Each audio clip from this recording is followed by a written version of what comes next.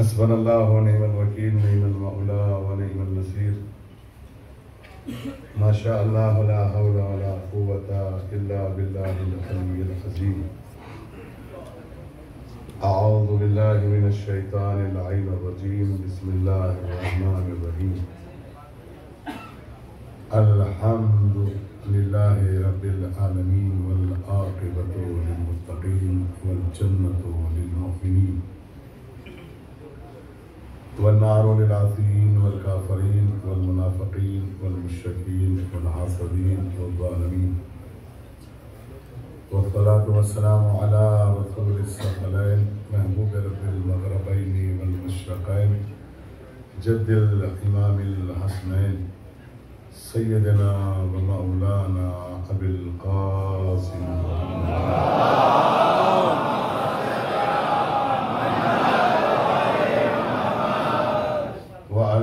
बैतिही तय्यबीन अत्ताहिरीन अल-मासूमीन अल-मज़लूमीन व लअनतुल्लाहि अला आदाइहिम अजमईन मिन हाज़िहि स्सअति इला क़ियाम यौमिद्दीन। आमीन या रब्बल आलमीन। अम्मा बअद फ़क़द क़ाल अल्लाहु सुब्हानहु तबारक व तआला फ़िल क़ुरआनिल करीम व हुवा अस्दक़ुस सादिक़ीन व क़ौलुहुल हक़। बिस्मिल्लाहिर्रहमानिर्रहीम। अम लम यअरिफू रसूलहुम फहुम लहू मुनकिरून अम यक़ूलून बिही जिन्नतुन बल जाअहुम बिल हक़्क़ि व अक्सरुहुम लिल हक़्क़ि कारिहून। सल्लल्लाहु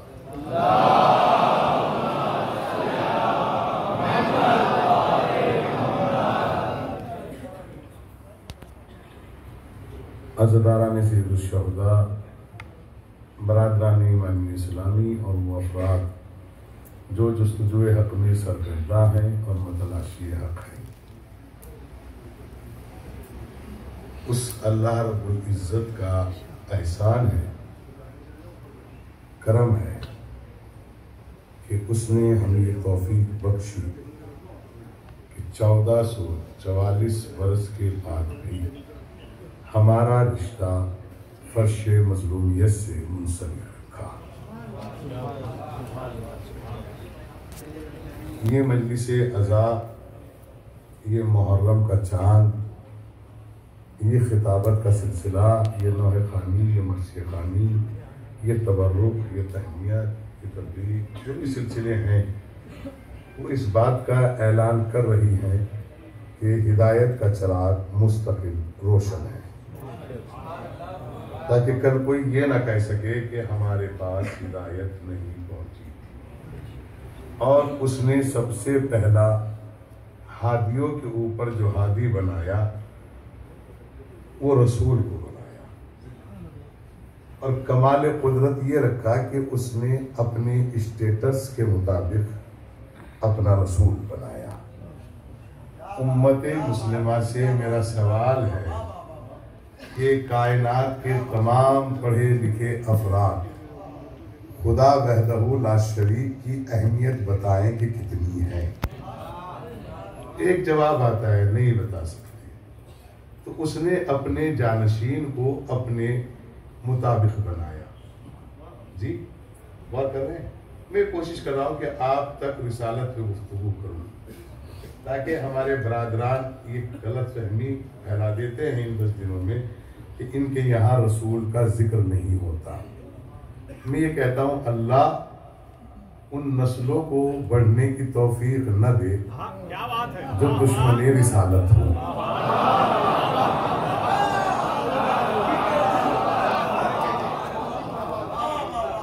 असल में इस्लाम के अंदर जो पूरी खराबी पैदा हुई, अब मेरा लफ्ज अगर मेरे जुमला आप तक पहुंच गया तो मैं समझता हूँ कि शायद ये पूरे अशरे के लिए ये जुमला काफी है। शायद मैं ये कहता हूं कि जब भी इस्लाम को हकीकत में देखना हो तो दो चीजों को हटाकर इस्लाम देखना, बिल्कुल साफ नजर आएगा। न ये जवान होता, न ये बूढ़ा होता, न ये बच्चा है, न इस पे जवाल आता, न ये परेशान होता, न ये इधर उधर मांगने जाता, क्योंकि ये इस्लाम है। लेकिन चूंकि पूरी दुनिया मुझे सुन रही है और मैं फिर मजलिस में ये भी अर्ज कर दूं, मैं शुक्रगुजार हूँ अपने उन नौजवानों का और उन बच्चों का, मौला बलाओं से महफूज रखे, रिस्क में सेहत में बरकत दे, कि जो अपनी फेसबुक से या मेरे अज़ा क़ारीब के दोस्त अहबाब जो पूरी दुनिया में नश्र कर रहे हैं, अल्लाह उनको जनाब सीधा इसका अजर अजीम अता करे। मैं आपकी खिदमत में अर्ज करूँ, आपकी बुनियाद पर पूरी दुनिया मुझे सुन रही है, तो मैं बताना चाहता हूँ कि जब भी किसी को इस्लाम समझना हो वो दो चीजें हटा के इस्लाम देखे। डुप्लीकेट सहाबी नहीं, अभी आप तक जुमला पहुंचा। डुप्लीकेट सहाबी और ओरिजिनल वहाबी।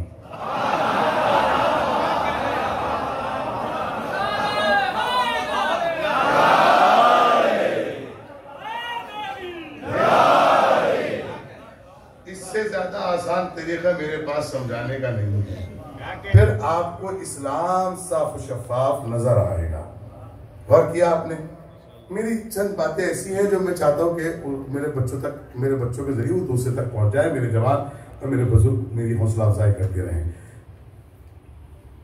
पैगंबर को खल्क किया अल्लाह, क्या है वो बात रुक गई थी चांद रात की मजलिस में। अल्लाह कितने हैं?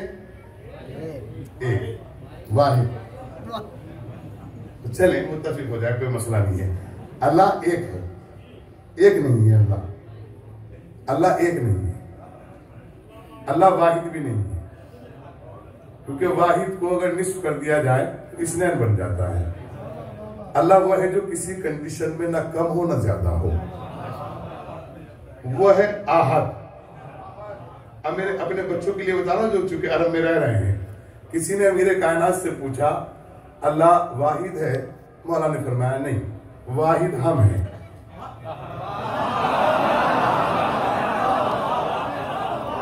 नहीं पहुंची बात, अभी भी बात नहीं पहुंची। जब पहुंच जाएगी तो आप बहुत दुआएं देंगे। अल्लाह, मौला ने फरमाया अल्लाह आहद है, हम वाहिद हैं। अब और आसानी से समझा दूं। 1 रुपया देखा आपने? कोई कहे आपके पास कितने पैसे? मेरे पास 1 रुपया है। 1 रुपए के 2 हिस्से हो सकते हैं, हो सकते हैं कि नहीं? तो हो गए, उन दोनों को एक जगह कर दो तो 1 हो गया। अब इस तरह समझ लीजिए आप, 2 आसानी है, 2 50-50 पैसे के सिक्के हैं जुदा जुदा, लेकिन जब उन्हें एक जगह रख दिया जाता है तो 1 रुपया कहलाता है। 1 का आधा हो सकता है। इसको मद्देनजर रख के ध्यान में सुनिएगा। मौला फरमाते हैं कि अल्लाह आहद है। क्या है?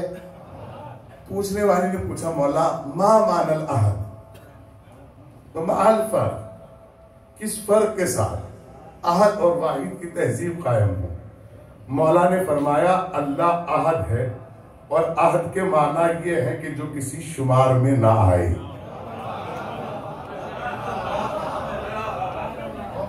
मैं इस पे एक जुमला कहूं, इसमें हजरत मोहम्मद इस्माइल देवबंदी साहब का एक जुमला है जो मैंने सुना है। जब किसी बहुत ज्यादा गुलो करने वाले ने जाकर कहा अली तो ये है, अली तो वो है, अली तो वो है, अली तो वो है। मोहम्मद इस्माइल देवबंदी साहब का एक जुमला है, उनसे जब किसी ने एतराज किया कि ये अली को बहुत आगे बढ़ा देते हैं, उनका एक जुमला है, मेरा नहीं है, पढ़ लीजिए, उनकी किताबों में है, कभी आप मुझे कुछ और बना दें। उन्होंने कहा कि अली खुदा तो नहीं। पता नहीं है गलत जुमला आपकी याद है कि नहीं? अली खुदा तो नहीं मगर जुदा भी नहीं। सलावत भेजे मोहम्मद वाले।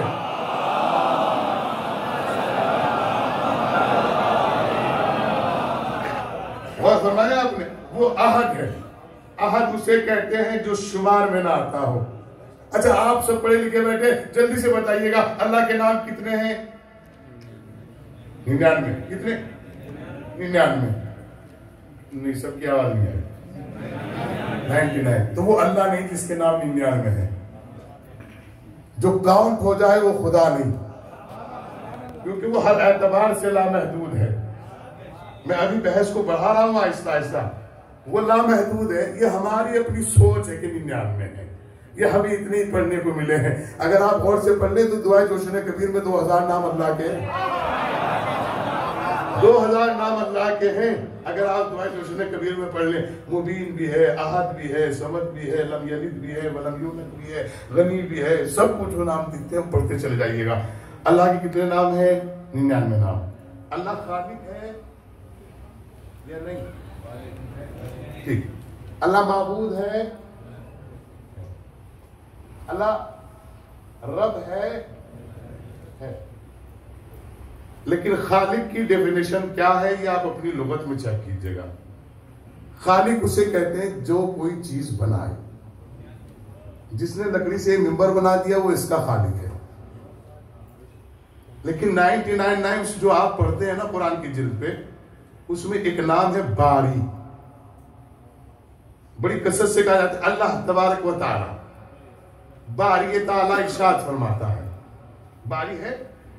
इसके माना जरा डिक्शनरी में चेक कीजिएगा आप यहां से जाने के बाद। मैंने देखा रात मैं अपने भाइयों के साथ था, मेरे जद के वतन के लोग थे नानोता के, तो मैंने देखा वहां लुगात है, फिरोजुल लुगात भी और किश्वरी लुगात भी, बहुत सारी लुगातें रखी हुई है। मैंने रात उनके साथ देखा, तो मैं इसलिए बता रहा हूं कि देखिएगा जाके। बारी के माना क्या है? वो भी पैदा करने वाला। खालिक के माना क्या है? वो पैदा है। लेकिन खालिक और बारी में थोड़ा फर्क है। खालिक उसे कहते हैं जो किसी मटेरियल से तैयार करे। अल्लाह जाने मेरी बात नहीं बात। खालिक किसे कहते हैं? आपने माइक बनाया, आप माइक के खालिक हैं, लेकिन मटेरियल के मोहताज हैं। आप लोहे के मोहताज हैं। मोहताज ने कह के लोहा आप इकट्ठा करेंगे, फिर प्लास्टिक की इकट्ठी करेंगे, फिर मशीन में तैयार करेंगे, फिर इसको लंबाई चौड़ाई नापेंगे, फिर आप इसको बना के देंगे, फिर ये कंपनी में आएगा, कंपनी के बाद बाजार में आएगा, बाजार के बाद जरूरतमंद तक जाएगा, फिर जरूरतमंद बताएगा इसको कि कितना कामयाब है, कितना खराब है। गौर कर रहे हैं आप? नहीं कर रहे हैं? अल्लाह खालिक भी है, अल्लाह बारी भी है। मैं पूरी दुनिया से पूछ रहा हूं, जो पढ़ना चाह रहा हूं उसे बताए कहां तक समझे। अल्लाह खालिक भी है। फलसफे की थोड़ी सी गुफ्तगू सुन लीजिएगा। अल्लाह खालिक भी है, अल्लाह बारी भी है। खालिक उसे कहते हैं जो मटेरियल से खल्क करे, बारी उसे कहते हैं जिसे मटेरियल की जरूरत ना हो। मैं जीते रहे सलाम कहता हूं, मैं खुश नसीब हूं कि 1000 लोगों में से 25 आदमियों ने मुझे इसमें दाद दी। इसलिए कि जो मैं पढ़ रहा हूं वो 20 साल तक हमारी समझ में भी नहीं आता। फलसफा इतनी जल्दी से समझ में आ जाता तो ठीकना नहीं था। सलावत भेज दे मोहम्मद वाले मोहम्मद।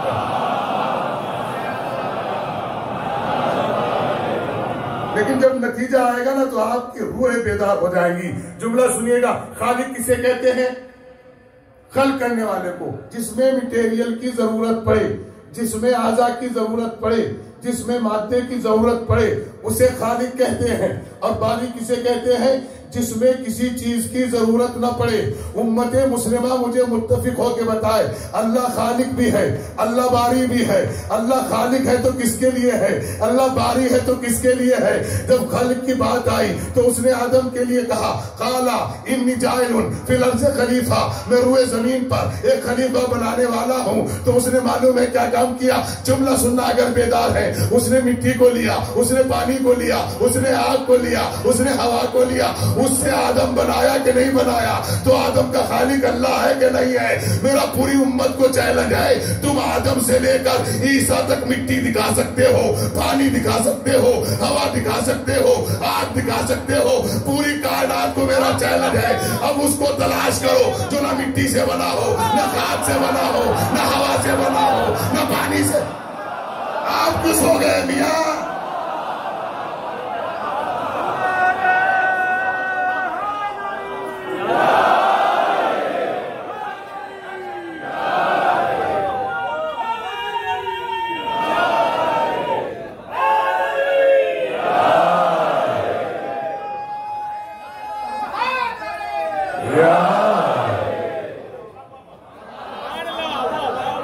दोनों हाथ बुलंद करके लब्बैक या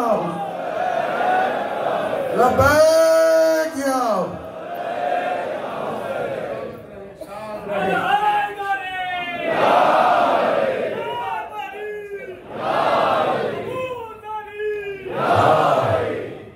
और किया मेरे दोस्तों, मेरा खिताब आपसे नहीं है, आपके दरमियान से तो मैं आया हूं, आप ही के दरमियान में मैं हूं।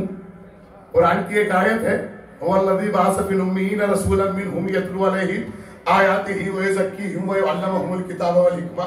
उसने अपने रसूल के लिए फरमाया, मैं तुम्हारे दरमियान से रसूल को पूछूंगा ताकि वो तुम्हारे ऊपर आयतों की और हिकमत की तिलावत करे, ताकि बताए कि कुरान क्या है, आयत क्या है, हिकमत क्या है। मेरा पूरी उम्मत के लोगों से सवाल है और पढ़े लिखों से सवाल है, मुल्ला से सवाल है, कटमुल्ला से नहीं। पता नहीं अब आप मुल्ला के माने समझते हैं कि नहीं। मुल्ला उसे कहते हैं जिसके पास इल्म ही इल्म हो, कटमुल्ला उसे कहते हैं जिसके पास इल्म के साथ शर हो। मुल्ला कहते हैं, मुल्ला असगर साहब का नाम सुना होगा आपने, बड़ा नाम था। जामी मुल्ला साहब ने अवामिल मुल्ला मोहसिन लिखी है, बड़ी दकीक किताब लिखी है जो हमने अपने मदरसे में पढ़ी है।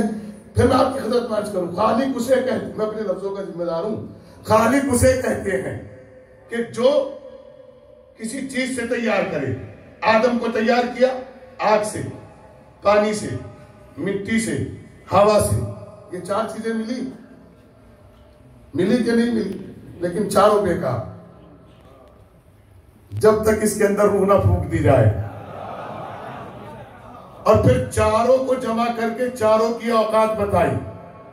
देखो, तुम किसी को मिट्टी की वजह से मत मारना, तुम किसी को पानी की वजह से मत मारना, तुम किसी की हवा नहीं रोक सकते, तुम किसी का पानी नहीं रोक सकते।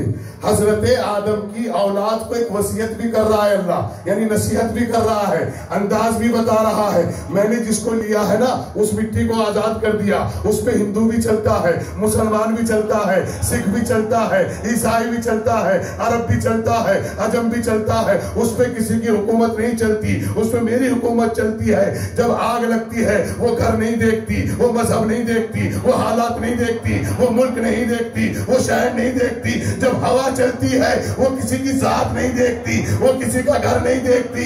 जब पानी बरसता है न वो मजहब पूछता है न वो हालात पूछता है।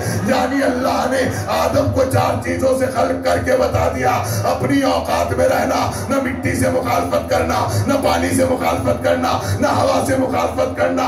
ये चार चीजें थी यजीद के पास। इन्हीं चार चीजों के जरिए वो इम्तिहान भी ले रहा था। तो पागल का बच्चा उनका ले रहा था जो ना पानी से बने थे ना आग से बने थे। अरे अल्लाह,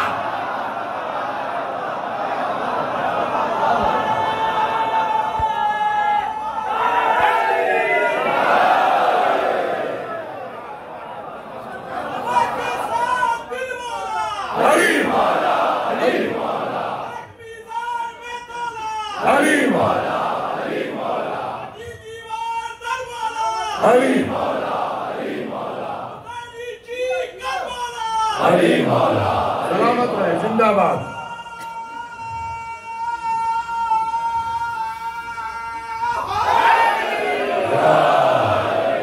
सलामत रहे, जिंदाबाद, आबाद, शाद रहे। या तो पानी बंद करके इम्तिहान लिया या मिट्टी कब्जा के इम्तिहान लिया। गौर कीजिएगा, मैं आपको बड़ी अजीब चीज सुना रहा हूं जो शायद आप तक पहुंचा सकूं। मेरा सवाल यह है उम्मत मुस्लिमा के पढ़े लिखे अफराद से, ये बताइएगा कि नबी को किस चीज से खल्क किया। फिर ये बताइएगा कि नबी की बेटी का नाम क्या है। चाहे 4 बताओ, चाहे 5 बताओ, चाहे 6 बताओ, मुझे औलाद पे कोई एतराज नहीं है। लेकिन ये बताओ कि नबी की औलाद क्या कहलाएगी। नबी ने दामाद चुना तो वो कहाँ का बना हुआ था। तुम जैसे बेगैरतों को पता है कि अपनी बेटी अपने समाज में दो, अपनी बिरादरी में दो, खानदान अच्छा देखो। नबी को नहीं पता था कि बेटी किसको देनी है, दामाद किसको बनाना। हाय अल्लाह, हाय अल्लाह। सलामत रहे, सलामत रहे। मैं आपको आमादा करके जा रहा हूं ताकि आप आमादा हो जाए सुनने के लिए। फिर मैं आपकी खिदमत में अर्ज करूं, गौर कीजिएगा, तो सारे मुसलमान मुत्तफिक होके एक ही जुमला कहेंगे, अल्लाह ने नबी को नूर से खल्क किया। नूर से खल्क किया। अल्लाह अकबर। अली ने क्या फरमाया था? अली ने क्या फरमाया था? हम वाहिद हैं, ये अकेला वाहिद है जिसमें जमा कसी का इस्तेमाल हुआ। हम वाहिद है। आप भी अपनी गुफ्तगू में मैं कम किया करो। मैं ये मैं बड़ी खतरनाक है, और ये मैं किसी को छोड़ती नहीं सिवाय खुदा के। हाँ, मैं ना कहा करो। मैं ये मैं खा लेती है इंसान को। साहिबान दानिशमंद अफराद जब भी बोलते हैं वो कहते हैं हम।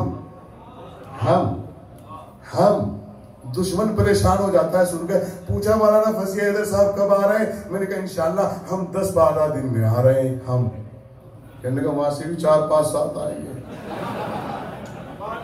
और मैं कहूँ कि मैं आ रहा हूँ भाई फला तारीख को, अकेला है एयरपोर्ट के बाद देख।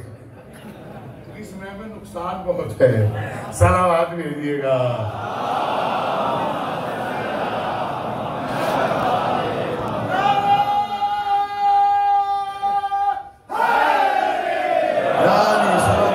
सलामत रहे। तो अल्लाह क्या कहते हैं कि किससे खल्क किया नबी को? हम क्या हैं? ये पहली जमा है जो वाहिद में इस्तेमाल हो रही है। हम वाहिद हैं। अरस्तुए फलसफे मंतिक का बेहतरीन उस्ताद, जिसने फलसफे को एक मान के चलिए कि लोगों तक पहुंचाया। इजाद करने वाले तो मासूमीन हैं। उसके शागिर्द उसके पास गया और जाने के बाद कहा, उस्ताद सलाम। जवाब दिया, खैर। धूप थी बहुत अच्छी, सर्दी की धूप निकल रही थी। तेल की मालिश किए हुए लेटा था। उस्ताद सवाल। कहने लगे क्या सवाल है? कहने लगे वाहिद में क्या फर्क है? यानी अल्लाह जो हमारी जान हो जाता है एक। उसने पूछा कि एक में क्या फर्क है, एक किसे कहते हैं? उसने कहा अगर मुझे इतना पता होता एक किसे कहते हैं तो फिर मैं यहाँ क्यों होता? नहीं गौर किया आपने? ये फलसफे का उस्ताद कह रहा है अना मा आरिफ, मैं नहीं जानता। मा हुआ वाहिद, वाहिद एक क्या है? तो उसने कहा एक कहाँ से बना? कहा अगर ये मुझे पता होता तो मैं यहाँ क्यों होता? देख रहे हैं आप? अगर मुझे पता होता। अच्छा, आप तो पढ़ने लिखे हो माशाल्लाह, कोई मैनेजर है, कोई इंजीनियर है, कोई कुछ है, कोई किसी कंपनी में है। आप तो सारे पढ़े लिखे हैं माशाल्लाह। आप बता दो एक कहाँ से बना?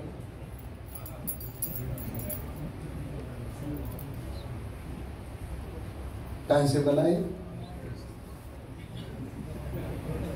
नहीं पता ना, ये कहाँ से बना? ये आप क्या, ये उसने भी जवाब दिया था कि अगर मुझे पता होता कि एक कहाँ से बना तो फिर मैं यहां नहीं होता।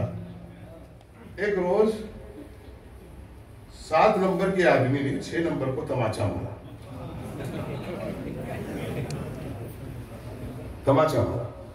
तो 6 नंबर ने कहा, 5वें नंबर से पूछा देखो इन्होंने गलत किया, मेरे मारा। तो 5वें ने कहा चुप हो, तेरे से बड़ा है। क्या है? उसने कहा ठीक है, अगर यही मामला है तो मैं तेरे मारूंगा। उसने 5वें को मार दिया। 5वें ने कहा कोई दिक्कत नहीं, हमारे बाद भी चौथा है। उसने 4थे को मार दिया। बहुत बड़ा पैगाम दे रहा हूं, आप मुस्कुरा के ले ली, यही बड़ी बात है। उसने कहा, उसने 4थे को मार दिया। 4थे वाले ने कहा कोई दिक्कत नहीं, हम 3रे को मारेंगे। उसने 3रे को मार दिया। 3रे ने, दूसरे ने। अब क्या बचा? अब एक बचा बेचारा। अब ये किसको मारे? एक किसको मारे? और चलन ये है कि बड़ा छोटे को मारेगा। अब बचा एक, तो ये सोच रहा है कि अब तू क्या करेगा, किसको मारेगा? इसने 0 से कहा एक दिन सुबह मॉर्निंग टाइम में, हाउ आर यू, कैसे हो? 0 ने कहा आई एम फाइन। कहले फाइन? कहले हाँ। आप हमारे साथ रहना पसंद करोगे? 0 ने कहा इससे बड़ी क्या बात है भाई, मेरा भी कोई पुरसाने हाल नहीं है। खुदा करे पैगाम पहुंच जाए, खुदा की कसम न जाने कितने झगड़े खत्म कर लोगे इसी बात के ऊपर अगर समझ में आ गई। उसने एक ने कहा, जीरो ने कहा इससे अच्छी क्या बात है, मैं तो वेट कर रहा था आपका कि आप मुझे इस काबिल समझो। वाहिद ने कहा मुझे भी तेरी जरूरत थी, आई वांट यू, मैं तेरी जरूरत महसूस कर रहा था, तू मुझे तलाश कर रहा था। दोनों में इतनी मोहब्बत हुई, साथ रहने लगे। जैसे ही साथ रहने लगे तो एक के बराबर में जीरो आ गई। अब ये 9 से भी ऊपर है, अब ये 8 से भी ऊपर है, अब ये 7 से भी ऊपर है, अब ये 5 से भी ऊपर है। गौर की जगह तुम्हें पैगाम पहुंचाना चाह रहा हूं, अगर समाज और बिरादरी और माशरे और मुल्क में किसी को ज्यादा बड़ा बनने का शौक है तो अपने से छोटों को नहीं बल्कि जो सबसे निचले स्तर पे है उन तमाम जीरो को इकट्ठा करके अपने बराबर में बिठा ले। पहले 10 बनेगा, फिर 100 बनेगा, फिर 1000 बनेगा, फिर करो।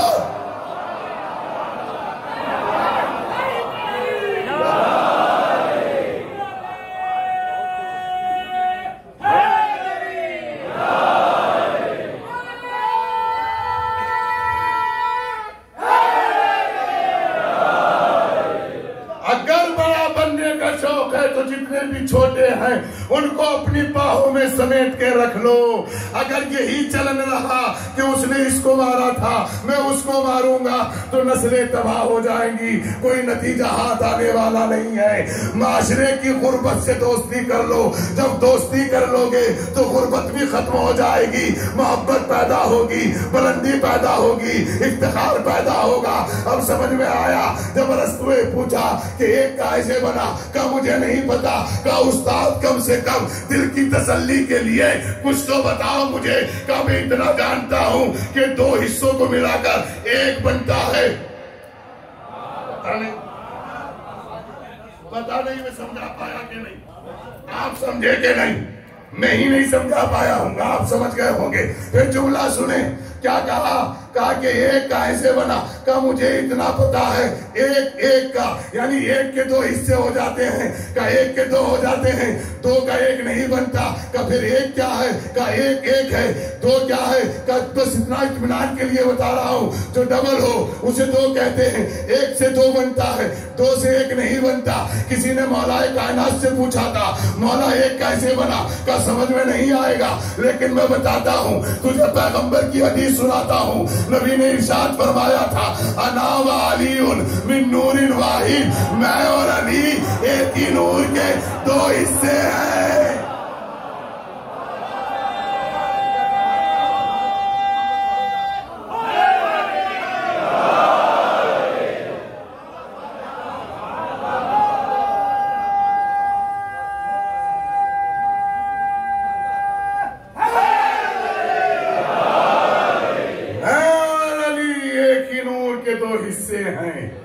वो अहद है ये वाहिद है, वो अहद है ये वाहिद है, वो अहद है ये वाहिद है। इसीलिए तो नबी ने फरमाया हमारा अव्वल भी मोहम्मद है, हमारा औसत भी मोहम्मद है, हमारा आखिर भी मोहम्मद है, हम सब के सब मोहम्मद हैं। किसी ने पूछा था ये कैसे मुमकिन है कि सारे के सारे मोहम्मद हो और एक जवा हो। जवाब मिला था कुरान पढ़ते हो, कहाँ पढ़ते हैं ये बता। सूरह कौसर काहे में है, क्या कुरान में है।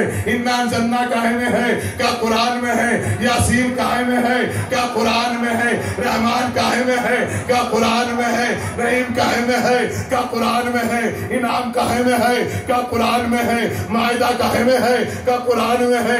निसा काहे में है, क्या कुरान में है। अलहम्द काहे में है, क्या कुरान में है। क्या जब ये सब एक जगह जमा होते हैं तो कुरान बनता है, जब बिखर जाते हैं तो सूरे कहलाते हैं। इसी तरह मोहम्मद भी ऐसे ही है, जब इनको देखा जाए तो ये इल्म में एक है, ये अक्ल में एक है, ये इस्मत में एक है, ये इज्जत में एक है, ये शिजात में एक है, ये रहमत में एक है। अब समझ में आ गया, एक जुमले में समझा के चला जाऊं शायद कामयाब हो जाऊं। पैगंबर अकरम की जिंदगी के 2 ही हिस्से हैं। एक हिस्से का नाम हुसैन मिन्नी है, एक हिस्से का नाम हसन मिन्नी है। हसन भी नवाजा है, हुसैन भी नवाजा है। दोनों नवाजों ने यही तो किया। एक ने सुलह करके बताया ये भी सुन्नत रसूल है, एक ने जवाब दे के बताया। सलाम देते मिलजुल के मोहम्मद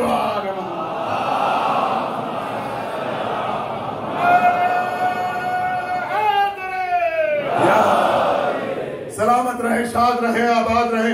मेरा सवाल समझ लिया आपने? अल्लाह ने किससे खल्क किया नबी को? अब लिखती है उम्मत मुस्लिमा, जब हुजूर दुनिया में तशरीफ नहीं लाए थे, जब हुजूर को अल्लाह रब्बुल इज्जत ने तैयार किया, तो ये नूरे अव्वल थे, ये मखलूक अव्वल थे, ये मौजूद अव्वल थे। जहां इधर उधर से पढ़ूं रोक देना, क्या कहने, सुभान अल्लाह, ताकि आने वाले रुक के आते रहे। और अब्बास भाई, मेरी आपसे गुजारिश है, मुझे हुज्जतुल इस्लाम वल मुस्लिमीन कह के मत बुलाना। हाँ, क्योंकि मैं हुज्जतुल इस्लाम नहीं हूँ। ये मेरे आइम्मा के अलकाब हैं दुआए तवस्सुल में। क्या बात है, वाह वाह वाह वाह। बहुत ही अच्छा, अगर आप मुझे इज्जत देना चाहें तो मौलवी कह दे, ये भी काफी है, क्योंकि मौलवी मैंने इलाहाबाद बोर्ड से कर रखा है। सलावत।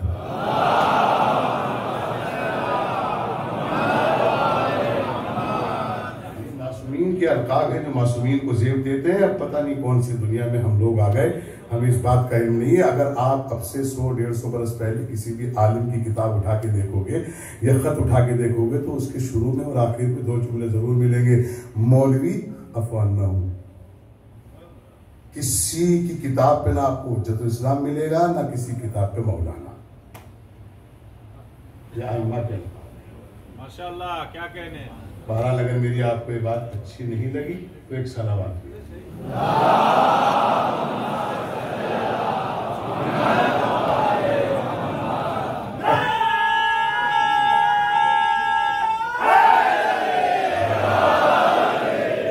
ये मैंने आपको इसलिए बताया कि किसी ने मौला से फरमाया कि मौला मैं गुनाह बहुत करता हूँ, क्या रास्ता है जो आसान भी हो और गुनाह भी खत्म हो जाए? तो छठी इमाम ने फरमाया, जितनी कसरत के साथ हम आगे मोहम्मद पे सलावात पढ़ेगा, उतना ही गुनाह दूर होते चले जाएंगे।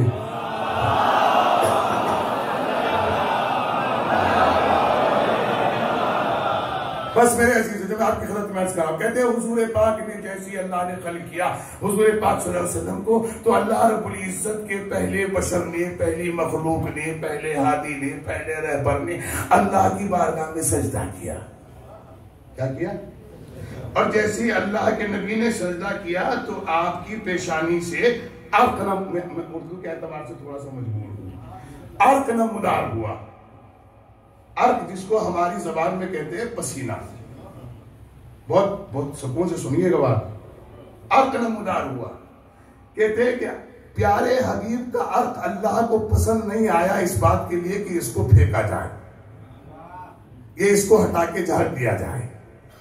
अल्लाह रब्बुल इज्जत ने अपने हबीब की पेशानी के हर कतरे से किसी से जमीन खल्क की, किसी से दरिया खल्क किया, किसी से अजाल खल्क किए, किसी से अकलाम खल्क किए। मुझे वैसी नहीं करनी, कहते पूरी दुनिया हुजूर के पसीने के सदक़े में खल्क हुई। मैंने कहा मैं तो बहुत दिनों से इंतजार में था कि मुझे रिवायत मिल जाए। मैंने मुफ्ती साहब से पूछा, मुफ्ती साहब ये बताइए आपका यकीन इस पे है कि नहीं? कहने लगे आपका नहीं है। मैंने कहा आपके बाद। हमारे बाद क्यों? मैंने कहा कभी फिर ये कह दो कि ये तो ये भी मानता है, इसलिए हम मानते ही नहीं। पहले आप बताओ है कि नहीं? कहा हमारा तो यकीन है। तो मैंने कहा मेरा भी यकीन है। मैंने मुफ्ती साहब को बिठा के कहा आपको अल्लाह रब्बुल इज्जत का वास्ता ये बताओ, ये अर्थ कहलाता क्या है? ये जिस्म का अगर आ जाए तो क्या कहलाता है? जिस्म के पसीने की कोई औकात नहीं होती। होती है क्या? कैसे करते हैं आप? फौरन हो गया था। ये अर्थ की औकात है, ये पसीने की औकात है कि पसीने को उठा के फेंक देते हैं, कोई औकात नहीं समझी जाती। गौर किया आपने? और मुसलमान भाइयों का यकीन है और हमारा भी यकीन है कि अल्लाह के नबी के सदक़े में, उनके सदक़े में पूरी कायनात खल्क हुई है। हमारा यकीन भी यही है। खुदा करे हमें इसी पे मौत आ जाए। समझ रहे हो ना? मैंने एक मुफ्ती साहब से पूछा, मैंने कहा दोनों भाई डॉक्टर के पास चलते हैं, सर्जन के पास भी चलेंगे, फिजिशियन के पास भी चलेंगे, सारे पढ़े लिखों के पास चलते हैं, क्या वजह क्या है मौलाना? मैंने कहा ये बताइएगा, पसीने में कहीं से कहीं कोई सबूत आता है, कोई असर दिखाई देता है। कहने लगे नहीं नहीं। तो मैंने कहा असर किस में आता है? कहने लगे असर तो खून में आता है। तो मैंने कहा पसीना कहाँ होता है? कहने लगे बाहर आता है। मैंने खून कहाँ होता है? कहने लगे अंदर होता है। गौर नहीं किया आपने गौर नहीं किया। मैंने कहा पसीने में असर नहीं आता, खून में असर आता है। अगर किसी का बच्चा खेलता हुआ हो और वो लड़ जाए तो मोहल्ले के लोग कहते हैं कोई नई बात नहीं, इसके बाप का खून भी ऐसा, इसके दादा का खून।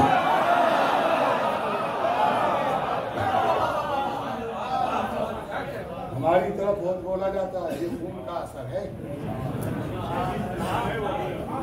ये खून का असर है। ये कोई नई बात नहीं है, ये बहुत पुरानी बात है। क्योंकि अमीर कायनात ने एक जुमला कहा था, मोहम्मद हनफिया की पुष्प पर तलवार का दस्ता मार के किसी मकाम पे कहा था, बेटे ये खून का असर नहीं दिखाया, ये दूध का असर है। पता चला असर दूध का आता है या खून का आता है। जुमला सुने जो मैं सुनाने जा रहा हूँ आपकी खिदमत में। पसीने से क्या होता है, ये जिस्म की अलग किस्मत हो गया। मैंने कहा ये बताइए खून का असर किस में आता है? कहने लगे औलाद में आता है। तो मैंने कहा ये बताओ फातिमा रसूल की बेटी है कि नहीं है? खून से तैयार हुई के पसीने से? कहा मौलाना पागलों वाली बात क्यों कर रहे हो? फातिमा तो खून है। अल्लाह के रसूल ने खुद फरमाया फातिमा तो बिज़्ज़तुम मिन्नी, फातिमा मेरा पारा जिगर है। तो मैंने कहा ये बताइए जब फातिमा खून है तो हसनैन किसके बेटे हैं? कहा फातिमा के बेटे हैं। अरे जिसका पसीना, जुमला सुने, जिसका पसीना इतना कामयाब हो कि जमीन बने, आसमान बने, फरिश्ते बने, इंसान बने, हैवान बने, तो क्या खून कोई असर नहीं कि वो फरिश्तों को चलाए, बिठाए, जमीन को चलाए, आसमान को चलाए? सलावत में जय बात।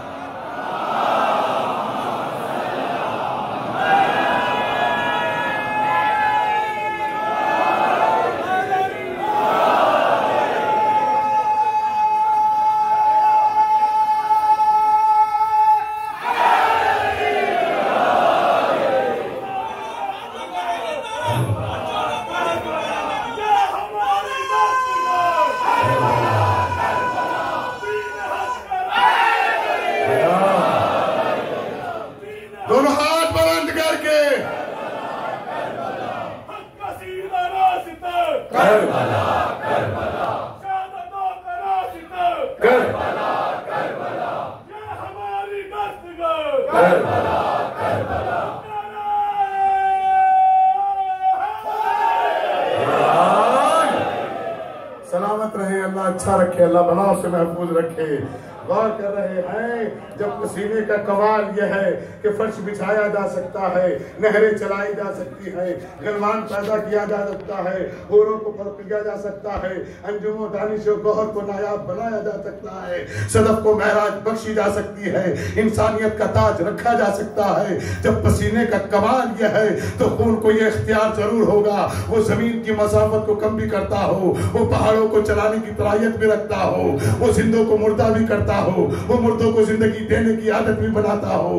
गौर कर रहे हैं मेरे दोस्तों, जो मैं आपकी खिदमत में अर्ज कर रहा हूँ, हम तो कहते ही ये है कि उम्मत मुस्लिमा को कुछ समझने की जरूरत नहीं है, बस वो सीरत पैगंबर को समझ ले कि सीरत पैगंबर क्या है, सीरत वजूद पैगंबर क्या है। अगर पैगंबर को समझ लिया तो फिर सैयदा को बताने की जरूरत नहीं, अली को बताने की जरूरत नहीं, हसन को बताने की जरूरत नहीं, हुसैन को बताने की जरूरत नहीं, इसलिए कि बगैर इनके नबी नहीं, ये बगैर नबी के नहीं। और किया मेरे दोस्तों, अल्लाहु अकबर, लाखों करोड़ों सलाम नबी की जात पर। छोटी सी बात पर हंगामा मच जाता है बड़े बड़े मुल्कों में, अगर कोई नबी की शान में गुस्ताखी कर दे। लेकिन दुश्मनाने आले मोहम्मद ने इम्तिहान लिया तो इन 5 चीजों के जरिए लिया, 4 चीजों के जरिए। पानी बंद करके लिया जी, पानी तो बंद किया गया, मिट्टी कब्जा के लिया फिदक की सूरत में, दूसरा जो आग लगा के लिया खेमों में, तीसरा जो बची हवा, क्या बची? ये पानी बंद करके हम अब सोच रहे थे कि आले मोहम्मद मर जाएंगे। डॉक्टरों से पूछिएगा प्यासा इंसान कितने दिन जिंदा रह सकता है, कि अगर उसके अंदर रुकने की सलाहियत हो तो 40 दिन तक वो जिंदा रह सकता है। 40 दिन के बाद उसकी आंखों की रोशनी खत्म होगी। अरे बेगैर तो बंदगी क्या कर रहे हो जिसमें बचने का टाइम हो? तुम्हारी औकात यही थी, तुमने पानी बंद किया, तुम सोच रहे थे पानी बंद करके मर जाएंगे, तुमने बागे फिदक कब्जाया, तुम सोच रहे थे बागे फिदक छीनने के बाद गरीब हो जाएंगे, गुर्बत की वजह से मर जाएंगे, तुमने आग लगाई, तुम सोच रहे थे जल के मर जाएंगे, आले मोहम्मद खत्म हो जाएंगे। लेकिन मैं आपसे पूछना चाहता हूं, ये इमाम हैं जिनका ये इम्तिहान ले रहे हैं, इमाम किसे कहते हैं? मैं इमाम हूं क्या नहीं? अरे बुलाने वाला कोई बैठा हो बताएगा मैं इमाम हूं क्या नहीं? हाँ हूं, मस्जिद का ही तो भाई। और कहाँ जा रहे हैं यार? वहां कैसे बन जाएगा कोई, अल्लाह ना करे, वहां तो अल्लाह के इख्तियार में है।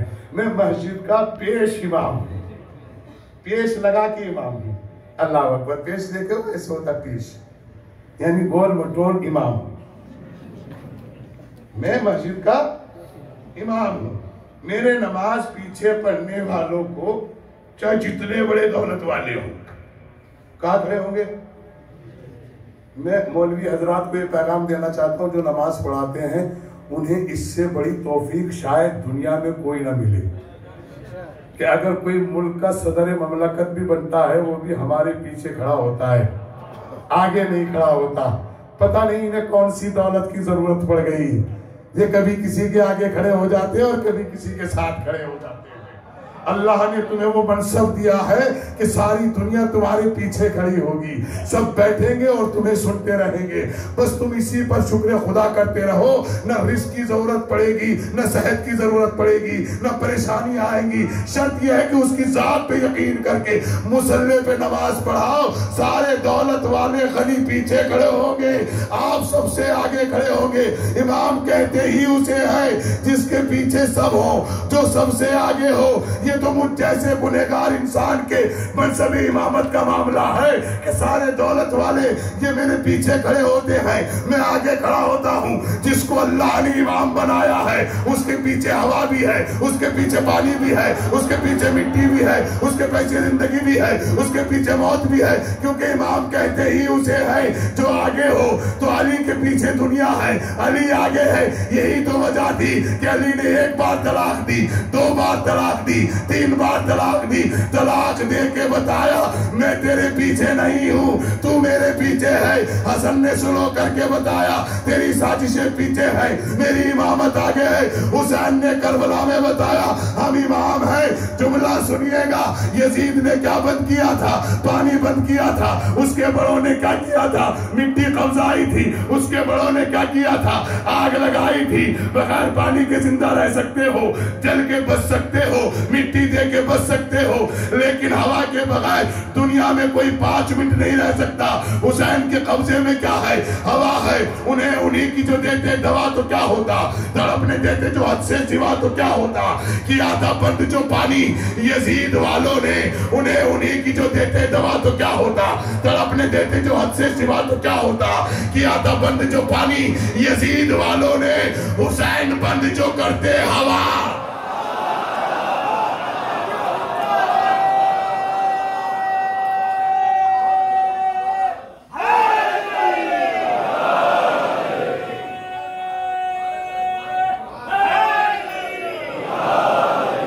हुसैन बंद जो करते हवा तो क्या होता। यही वजह थी कि पैगंबर ने फरमाया था हुसैन मिन्नी व अना मिनल हुसैन, हुसैन मुझसे है और मैं हुसैन से हूँ। क्यों फरमाया था? इसलिए कि फातिमा की शिकम से हुसैन को दुनिया में आना था। अल्लाह का रसूल बताकर चला गया जिसको रिसालत देखनी हो, जिसको नबूवत देखनी हो, जिसको इस्मत देखनी हो, वो करबला के मैदान में आकर देखना। रिसालत का सब्र भी दिखाएगा हुसैन, रिसालत की शुजाअत भी दिखाएगा हुसैन, रिसालत की मंजिल भी बताएगा हुसैन। कमाले कुदरत ये नहीं है कि अल्लाह का रसूल महराज पे गया है, ये कोई बड़ी बात नहीं है। मुसलमानों के दरमियान इस पर भी इख्तलाफ है कि जिस्मानी महराज हुई, बास कहते हैं कि नहीं रूहानी महराज हुई। मैंने कहा फैसला करके बताओ, ये तो दोनों मानते हो कि रसूल को महराज हुई, ये बताइएगा महराज के माना क्या है। जुमला सुनने के बाद शायद कोई बैठे, महराज के माना क्या है? क्या जो नीचे से ऊपर जाए, जो बुलंदी पे जाए, उसे महराज कहते हैं। मैंने कहा मैं इसका कायल नहीं हूं, ये कोई कमाल की बात नहीं है कि अल्लाह का रसूल महराज पे गया, इसलिए कि बुलाने वाला अल्लाह था, बुराक भेजने वाला अल्लाह था, आने वाला अल्लाह का बंदा था। ये कौन से कमाल की बात है? अगर दौलत हुकूमत कुवैतिया के सदर मुझको बुलाए तो कोई कमाल की बात नहीं। आप कहेंगे कोई कमाल की बात नहीं, ये प्लेन है वैसे भी आ सकते हैं, क्योंकि बुलाने वाला जो है सदर ममलकत है, बुला खुदा रहा है, जा रसूल रहा है, ये कोई कमाल की बात नहीं है। नीचे से ऊपर जाना महराज है, लेकिन हुसैन ने लोगों को महराज बताई। करबला में अगर सब ऊपर वालों को नीचे ना बुला लो तो मुझे हुसैन ना कहना। आदम को बुलाया, नूह को बुलाया, इब्राहिम को बुलाया, इस्माइल को बुलाया, इसहाक को बुलाया, अय्यूब को बुलाया, यूनुस को बुलाया, याह्या को बुलाया, जकरिया को बुलाया, दाऊद को बुलाया, यूसुफ को बुलाया, यूनुस को बुलाया, हमाइल को बुलाया, जिब्राइल को बुलाया, मिकाइल को बुलाया, इसराफील को बुलाया। ये भी कोई कमाल नहीं कि हुसैन ने नबियों को बुलाया। हुसैन ने करबला में बैठकर खुदा को बुलाया। ए नफ्से मुतमइन्ना मेरी बारगाह में पलट आ।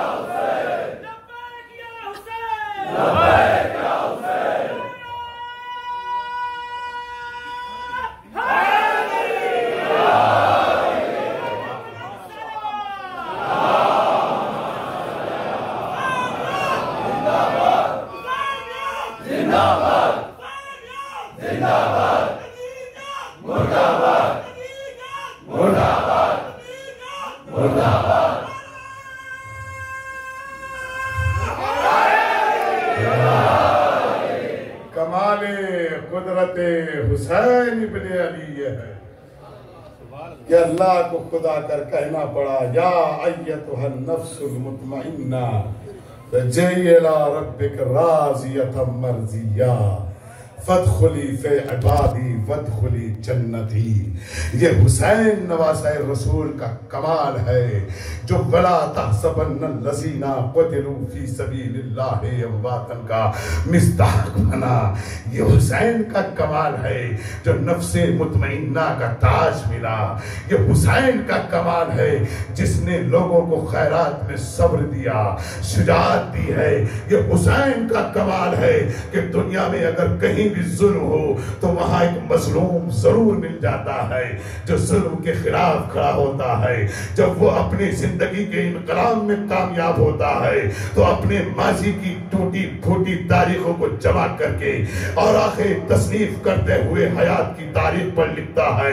इनका हकीकी वारिस हुसैन इब्ने अली है। कोई समाज, कोई कल्चर, कोई सोसाइटी, कोई मजहब, कोई रिलीजन, कोई फिरका दुनिया में ऐसा नहीं जो जुल्म के खिलाफ खड़ा हुआ हो और उसने हुसैन इब्ने अली का सर सुना लिया हो। आओ मैं अपने मुल्क के राष्ट्रपति, अपने मुल्क के सदर का एक जुमला सुना के चलूं। जनाब एक जुमला सुनिएगा। महात्मा गांधी जी ने जिस वक्त अपनी जिंदगी की जीवन यानी लिखी तो उन्होंने एक जुमला लिखा था, मैंने अहिंसा की शिक्षा नवासा रसूल इमाम हुसैन से ग्रहण की है। मैंने जुल्म के खिलाफ बोलना हुसैन की तारीख करबला से लिया है। कौन बता रहा है? वेलिंगटन को जो अफ्रीका को फतह कर रहा था उसने भी अपनी तारीख में लिखा, मैंने ये सबक करबला वालों से लिया है। आइए आइए जहां जहां तक भी चलना हो, लबनान की वादियों में देखिएगा, इराक की वादियों में देखिएगा, ईरान की सरजमीन पे देखिएगा, हर एक के बाजी में हुसैन इब्ने अली शामिल है, इसलिए कि हुसैन ने ये एक जात के लिए जंग नहीं लड़ी थी, बल्कि आने वाली कयामत तक नस्लों के लिए, उनकी बका के लिए, उनकी कामयाबी के लिए, उनको सरफराजी रहने के लिए ये जंग का जवाब दिया था। यही वजह है, ये फर्शे अज़ा का कमाल है। उम्मते मुस्लिमा हमारी बात सुन रही हो तो सुनो, ये फर्शे अज़ा की बरकत है कि पूरी दुनिया में हर एक गिरोह में कोई ना कोई गिरोह मिल जाता है, लेकिन मौला का फैज है, वक्त के इमाम की निगाह करम है, पूरी दुनिया के दहशत गर्दी का जब भी शजरा खुलता है तो अज़ादार हुसैन नहीं मिलता। ये फर्शे अज़ा की बरकत है।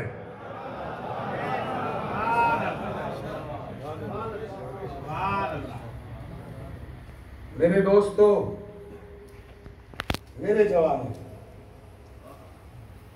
जब अज़ा खाने से निकला करो तो पेशानी खम करके निकला करो, और ये कह के निकला करो, परवरदिगार तेरा शुक्र है, तूने हमें फर्शे अज़ा से मुंसलिक रखा। क्या करते हैं आप साल भर? कुछ भी नहीं करते हम लोग, हमारा लिटरेचर भी नहीं छपता, अगर छप जाता है तो लोग खरीदते नहीं, और अगर खरीद लेते हैं तो लोग पढ़ते नहीं। हमारे पास एक सुनार की मिसाल है, बस 100 सुनार की एक लोहार की। दुनिया के तमाम मज़ाहिब साल भर तक लिटरेचर घरों में डाल के जाते हैं, हमारी औकात में ये भी नहीं आता कि हम एक किताब छपवा दें। अगर कोई छपवा दे तो 25 नाम अपने मरहूमीन के लिखवाता है, पहले ये फातिहा पढ़ो फिर किताब पढ़ना। वो फातिहा अपने अब्बा की नहीं पढ़ पाता।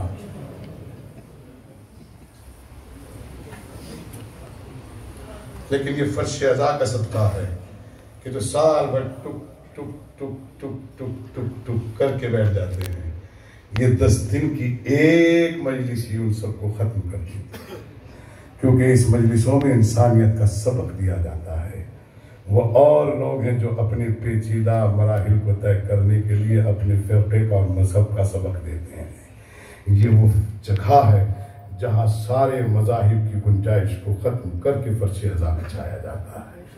इसीलिए कहा है कि दरे हुसैन पे मिलते हैं हर ख्याल के लोग, ये इत्तेहाद का मरकज़ है आदमी के लिए। आज सरकारी सैयदुश्शुहदा करबला मुअल्ला में है। दुआ करें, कोशिश करें आप करबला पहुंचें।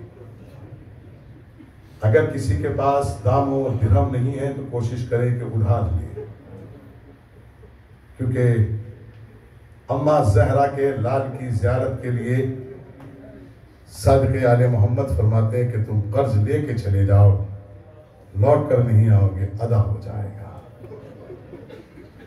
मेरे दोस्तों, मैं खुसूसन आपसे क्यों कह रहा हूं, इसलिए कि आप करबला के बहुत करीब हैं। आप मौला की ज़ियारत को जाएं तो शायद आपको नजफ में गिरिया ना हो, शायद आप काज़मैन में ना रो पाए, शायद आप सामर्रा में वो गिरिया ना कर पाए, लेकिन करबला में 2 मकाम है जहां आप गिरिया नहीं रोक पाते। एक मकाम तो यह है कि जनाबे अब्बास खासी और इमाम हुसैन के दरमियान खड़े होना। आज भी मेरा मौला जो है अपनी गुलामी के फराइज अंजाम दे रहा है। इधर सरकार के पांव है, उधर सरकार का सर है।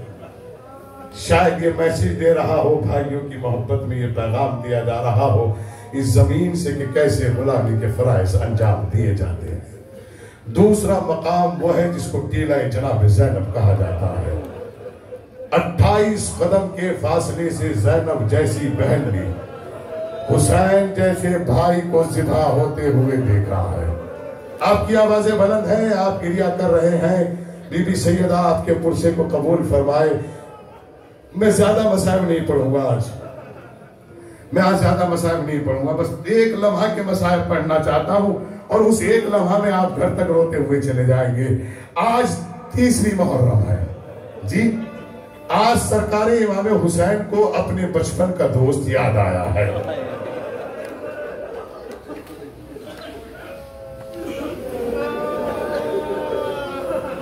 खुदा हिदायत करे उन लोगों को जो फर्श अज़ा पर बैठकर भी हबीब इब्ने मज़ाहिर और इमाम हुसैन की दोस्ती के मसाइब सुनने के बाद भी अपने दोस्त के साथ दगा करते हैं, अपने दोस्त को धोखा देते हैं। अल्लाह हिदायत करे। जनाब ज़ैनब सलावतुल्लाह अलैहा ने जनाब गाजी को बुलाया और बुलाने के बाद कहा, मेरे भाई, मेरे माँ जाए हुसैन को बुला कर लाओ। इमाम हुसैन आए हुए हैं, सर झुका हुआ है। हाँ मेरी बहन, क्या बात है।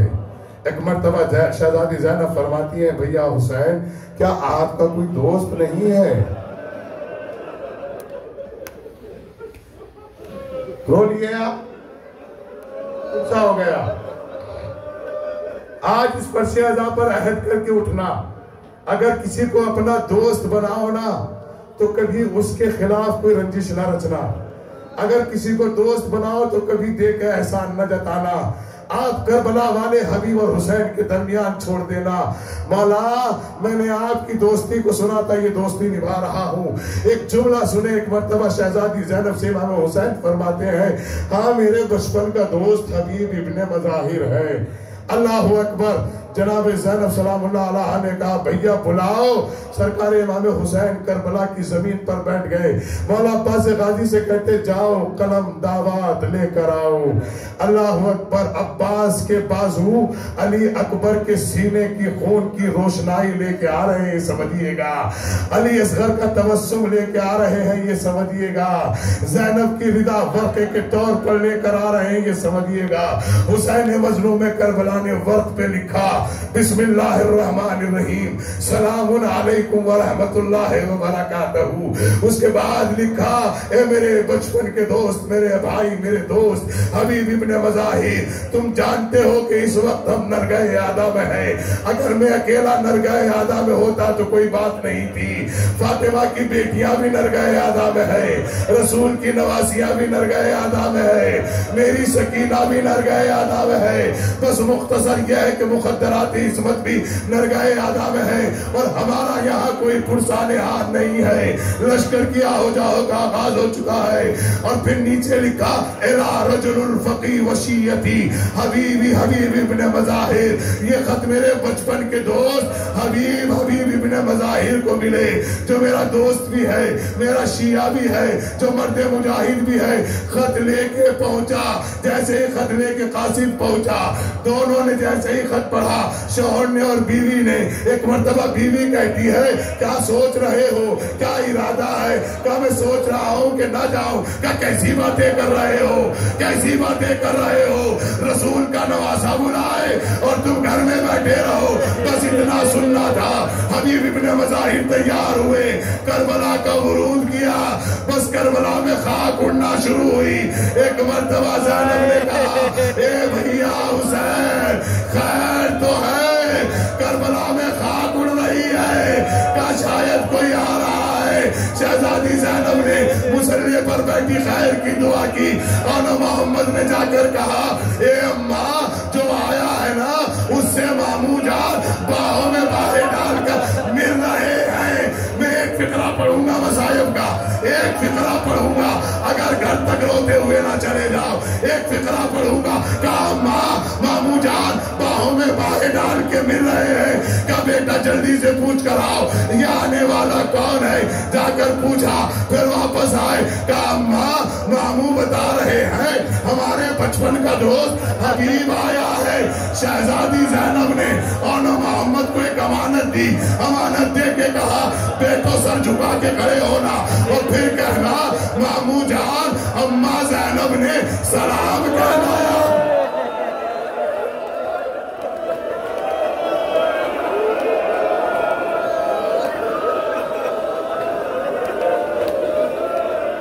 मामू जान, बस एक फिक्रा पढ़ूंगा मसायब का, खुदा के कसम घर तक रोते हुए चले जाओगे अगर जमीरों पे वार कर गया।